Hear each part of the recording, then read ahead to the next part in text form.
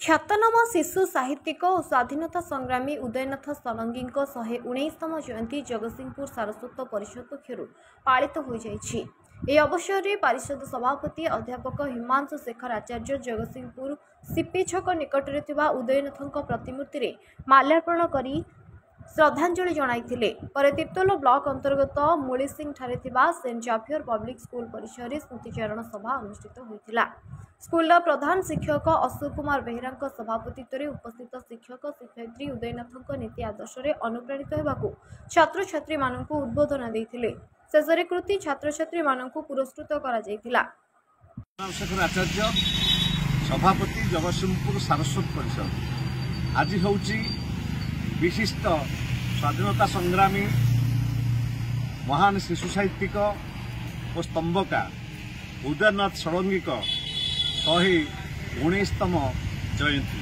यही अवसर में जगतसिंहपुर सारस्वत परिषद पक्षर स्थानीय सिपी छक स्थित प्रतिमूर्ति माल्यार्पण कर श्रद्धासुमन अर्पण कर कार्यक्रम स्थानीय भाई भौणी माने सामिल होते एवं स्वर्गत उदयनाथ षडंगी जड़े स्वाधीनता संग्रामी हिसाब से जी सुपरिचित थे, जड़े स्तंभकार और शिशु साहित्यिक हिसाब से सुनाम अर्जन करते।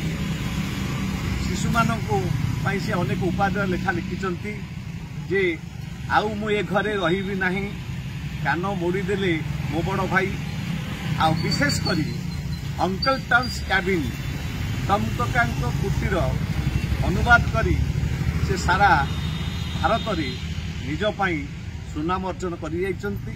तेणु यही बोली जड़े अनन्य प्रतिभाधर शिशु साहित्य को मने पकाई जगतसिंहपुर सारस्वत परिषद तांका प्रतिमूर्ति माल्यार्पण करी तांकु मने पकेवा जो सुजोग पाइछि एवं से सेमती कालजयी रही थांतु यही आमर कामना। Jagatsinghpur Jyotiranjan Parida report HR TV Odia.